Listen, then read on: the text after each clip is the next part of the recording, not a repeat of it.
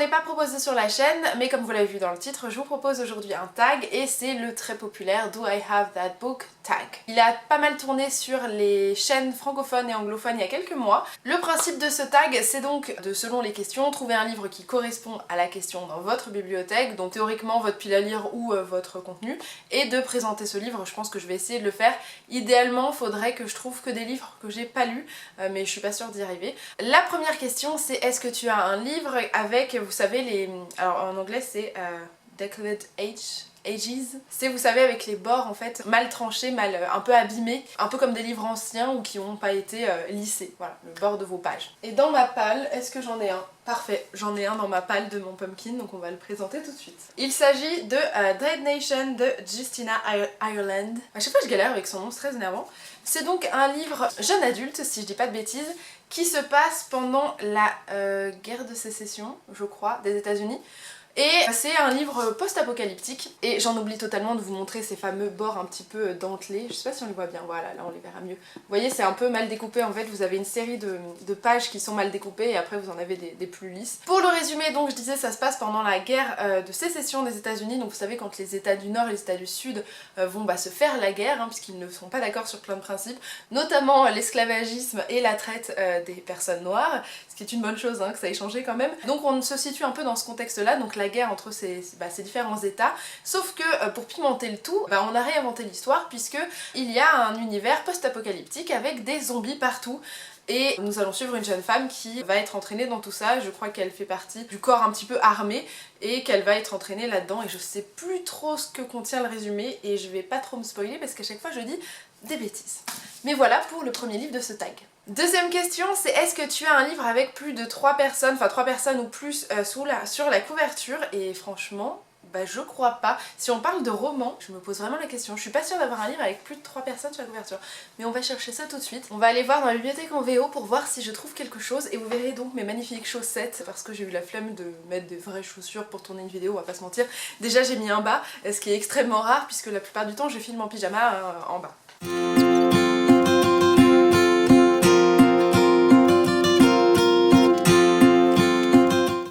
J'ai trouvé Le Magicien d'Oz. Alors il y a 3 personnes, ouais on va dire, il y en a 4 même, puisque vous avez Dorothy, l'héroïne, vous avez l'épouvantail, vous avez le lion et vous avez aussi l'homme de fer. Voilà. Ce sont 3 personnes pas tout à fait réelles, mais ça reste 3 personnes. Alors c'est un livre qui rentre à la fois dans ma palle et à la fois dans mes livres lus, puisque j'ai lu Le Conte du Magicien d'Oz en entier, qui est là, et j'aimerais lire, et je pense que je me les ferai, je perds ma voix, pour le Cold Winter. Souvent il y a les contes, et je pense que je me ferai les autres contes liés au Magicien d'Oz, qui sont tous dans ce livre-là, au fur et à mesure. Alors moi c'est une édition anglaise, enfin non américaine, d'ailleurs j'ai pas donné le nom, mais l'auteur du Magicien d'Oz c'est Frank Elbaum. Ça c'est une édition que j'avais achetée à New York, qui est très soignée, vous savez, comme si vous aviez brodé en fait la couverture, et ce qui est très beau c'est qu'à l'intérieur du livre, vous avez en fait l'envers du canevas, ce qui est juste génial. Voilà, j'adore le concept de ces livres. Pour l'histoire du Magicien d'Oz, c'est un classique en fait sur toute la littérature américaine. En France on l'a pas trop vu. L'histoire du Magicien d'Oz, c'est Dorothy qui habite au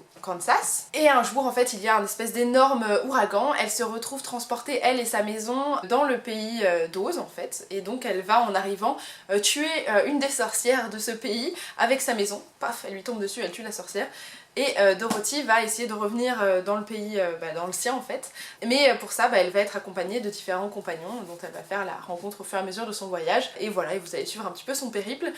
Ça a pas trop mal vieilli, même si ça peut sembler assez froid par moments, parce que franchement une gamine de 10 ans qui fait tout ce que fait Dorothy, c'est quand même pas toujours très crédible, et parfois assez insensible, mais bon, moi j'aime bien, voilà. Je vous invite à le découvrir. Troisième question, est-ce que j'ai un livre qui est basé sur une autre histoire en fait? Donc est-ce qu'on va parler de fanfiction? Est-ce qu'on va parler de réécriture? Je pense que les deux sont valables. Quoique, je pourrais trouver Wicked de Gregory Maguire, qui est une réécriture, mais qui est quand même basée en fait sur l'histoire du Magicien d'Oz, en fait on reste là-dessus. Puisqu'on va suivre l'histoire de Elphaba, la méchante sorcière de l'ouest du Magicien d'Oz.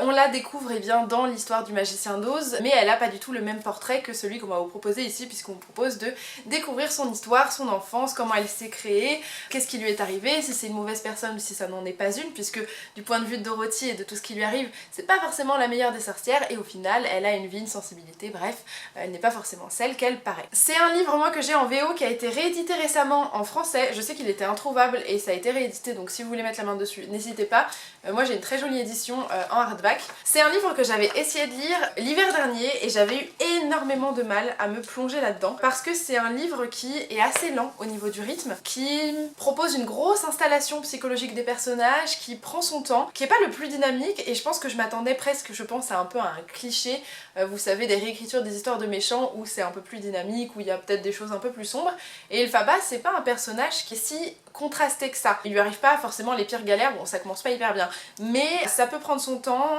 on prend le temps d'installer l'histoire de ses parents. Voilà, moi je sais que j'avais eu un peu de mal, je pense que c'était clairement pas la période où le lire. Maintenant je pense que je serais plus capable de le lire, donc je pense que je réessayerai de me le faire peut-être pour le Cold Winter. Quatrième question, et c'est celle qui va me faire le plus galérer je pense, c'est est-ce que j'ai un livre avec un titre qui fait 10 lettres exactement, et ça bah, c'est pas très sûr, donc on va fouiller et puis je vous retrouve dès que j'ai trouvé.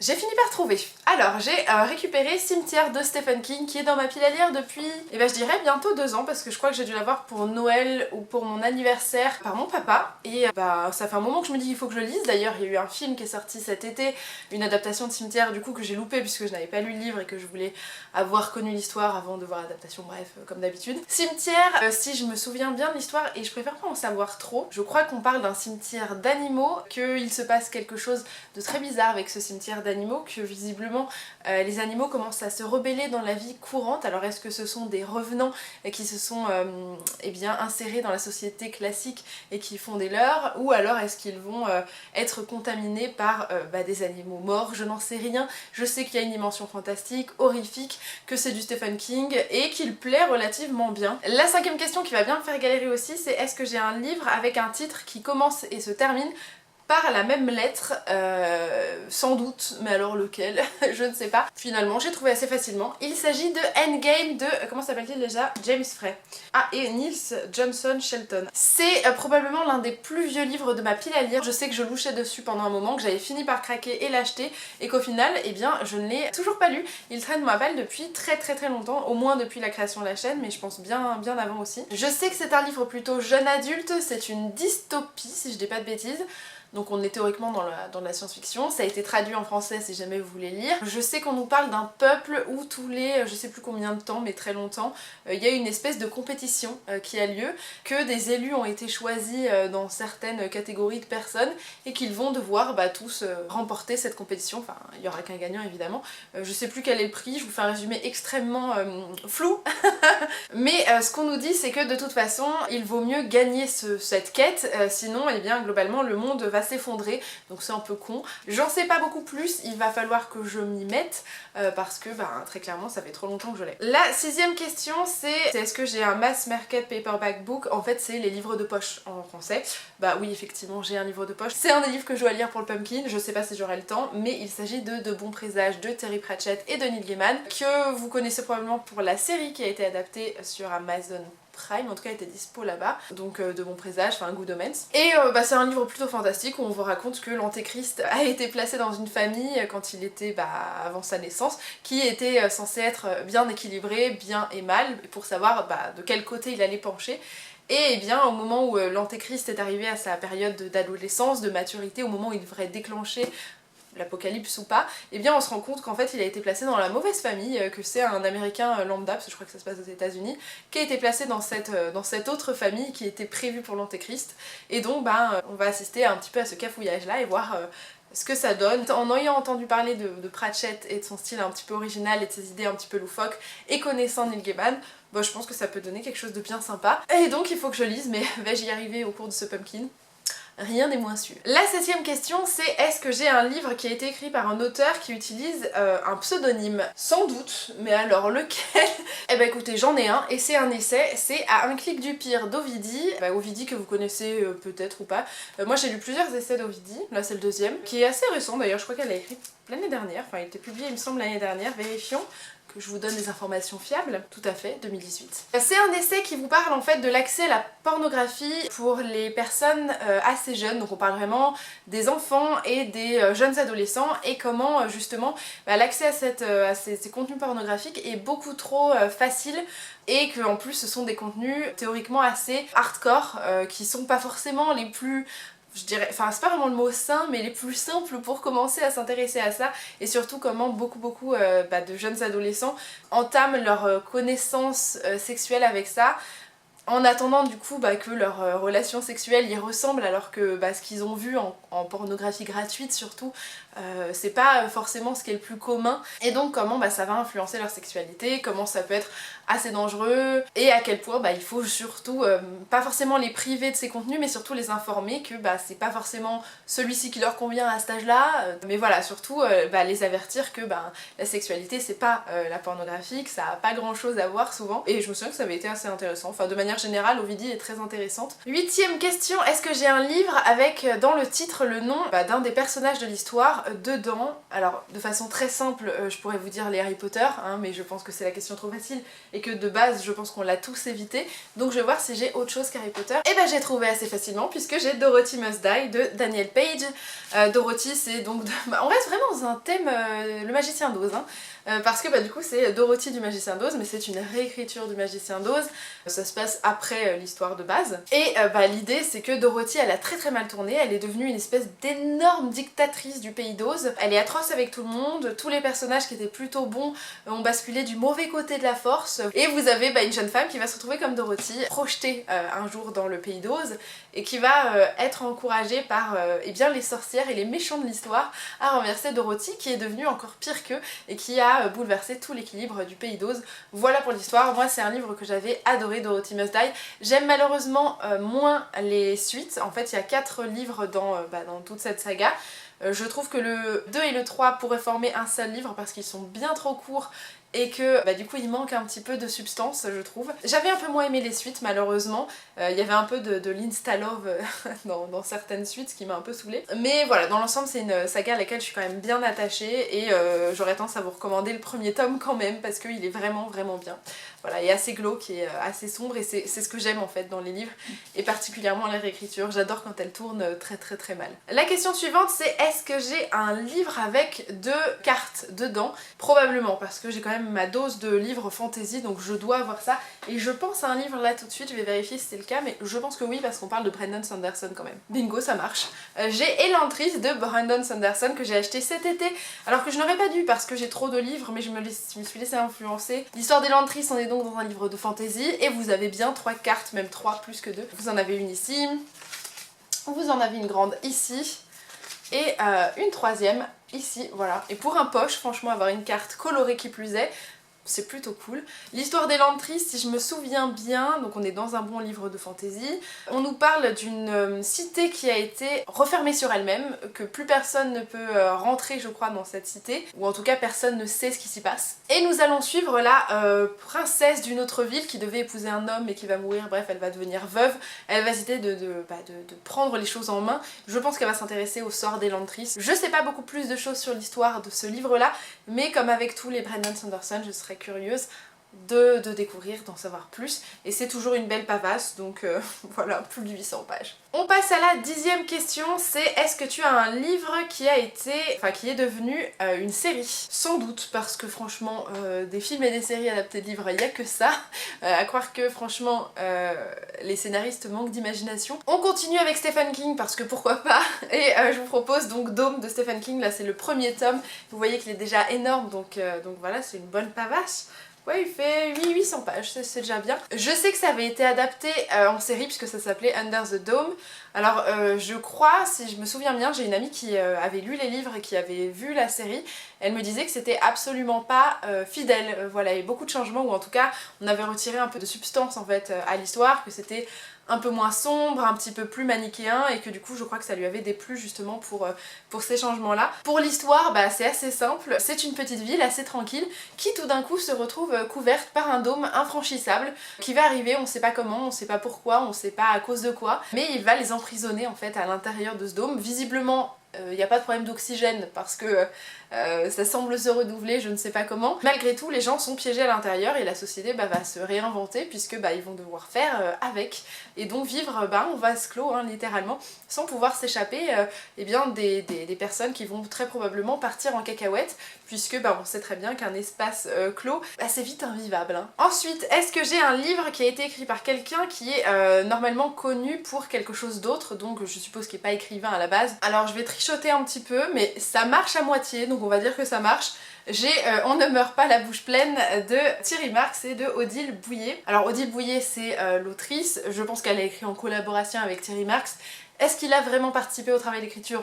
Je ne sais pas, je suppose. Est-ce qu'il était là pour tout ce qui est l'aspect culinaire de cette histoire? Je sais pas trop, mais il n'est pas connu pour ses talents d'écrivain de base, mais pour justement la cuisine, et puis ensuite, je sais plus si c'est Top Chef ou Master Chef, je regarde pas vraiment les deux, donc du coup je saurais pas vous dire, n'hésitez pas à me corriger si c'est l'un ou l'autre. C'est donc un thriller qui tourne autour de l'univers culinaire, puisque vous avez des personnes qui vont décéder après avoir consommé un plat, une au Japon et une en France, et vous allez avoir du coup deux équipes de police qui vont collaborer pour élucider un petit peu ce mystère. Est-ce que c'est lié à un poison qui se retrouve parfois dans les poissons japonais?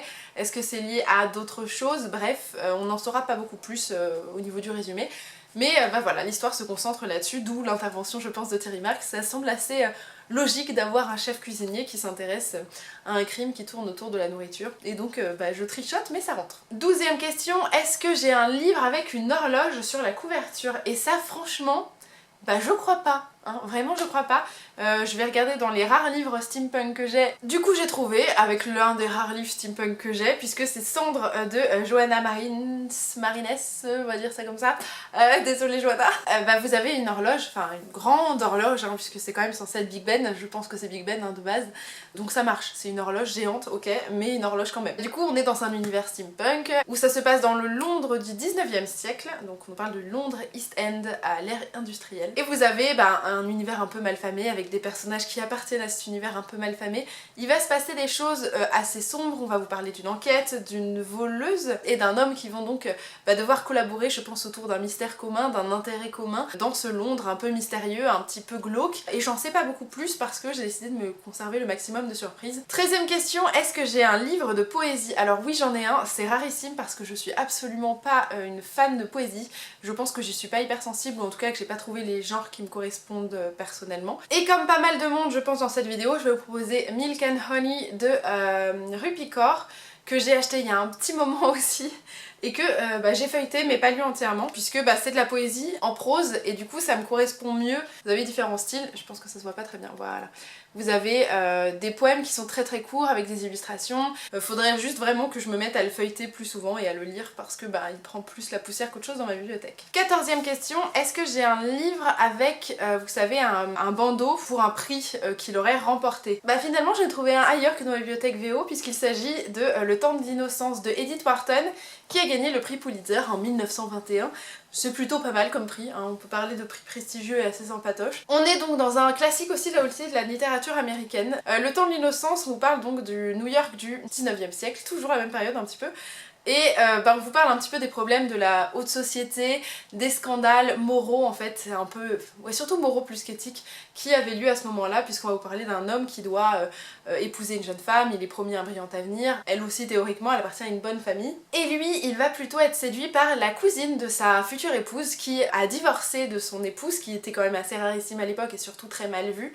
Et il va être séduit par cette femme, et donc évidemment vous avez l'opposition entre cette femme qui a pris sa liberté et cette femme qui répond à ce qu'on lui demande à ce moment-là de la société, donc d'être très chaste, très innocente, et donc vous avez je pense un questionnement autour de toutes ces questions-là, et j'ai hâte de le lire parce que c'est assez intéressant, que c'est un prix qui a été gagné, et que c'est un classique, et que j'ai envie d'en savoir plus. La 15e question, je sais déjà ce que je vais trouver parce que je m'étais fait la réflexion quand j'avais reçu le livre, c'est est-ce que tu as un livre écrit par un auteur qui a les mêmes initiales que toi?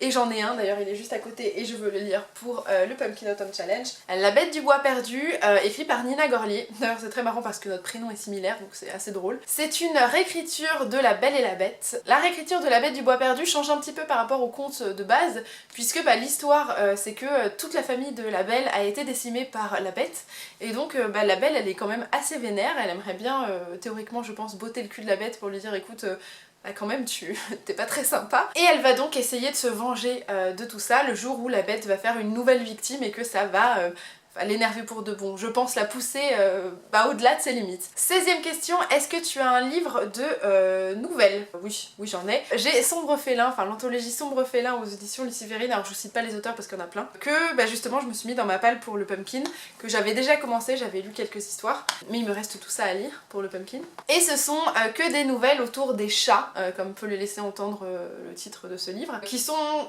beaucoup autour des univers SFFF. Donc vous avez quand même de l'horreur, vous avez de la science-fiction, c'est assez sympa, ça peut être un peu gore, un peu glauque, mais moi j'aime bien, donc voilà. Mais j'ai des nouvelles. 17e question, et celle-ci elle va être relou je pense. Est-ce que j'ai un livre dont les pages sont entre 500 et 510 pages? C'est sûr que j'ai ça, maintenant je l'ai trouvé vite, ça c'est une autre question. C'est très relou comme question, je ne trouve pas pour le moment. Je n'arrête pas d'avoir un peu plus ou un peu moins. Alors c'est l'échec, que j'ai pas trouvé. Je dois avoir, mais franchement j'ai la flemme de fouiller pendant 100 ans ma bibliothèque, voilà, je trouve les mardes pour ça. Donc j'ai trouvé le 2e tome de Shades of Magic pour la version française, donc Gathering of Shadows donc de V.E. Schwab, qui fait 512 pages, il y a 2 pages de plus, mais franchement c'est le plus proche que j'ai trouvé, et on va dire que peut-être on peut retirer, vous voyez les livres ils commencent jamais à page 1, hein, donc on va dire que ça marche, parce que je suis désolée, après le premier chapitre on est déjà à la page 11, donc je pense qu'il rentre du coup. Voilà, il serait même à 500 piles, hein, même pas ce serait pas bon, je suis nulle en maths. Bref, on s'en fout, je décide qu'il rentre parce que j'ai la flemme de fouiller toute ma bibliothèque VO ou française, donc ce sera suffisant, hein, voilà. 18e question, est-ce que j'ai un livre qui a été adapté en film? Bien sûr, enfin, c'est sûr et certain que j'en ai. Bon, les Harry Potter on va pas les mettre parce qu'on sait que de toute façon c'est le cas. Très simple, j'ai trouvé Miss Peregrine et les enfants particuliers de Ransom Riggs, qui a été adapté au ciné il y a plusieurs années et dont l'adaptation ne m'avait pas plu. J'en avais d'ailleurs fait une vidéo à ce sujet parce que je trouvais que on avait pris 10% du potentiel de cette histoire et qu'on en avait fait un film, et ça m'avait énervé parce qu'il y a tellement plus que le film dans la trilogie que je vous invite forcément à découvrir puisque je l'aime beaucoup.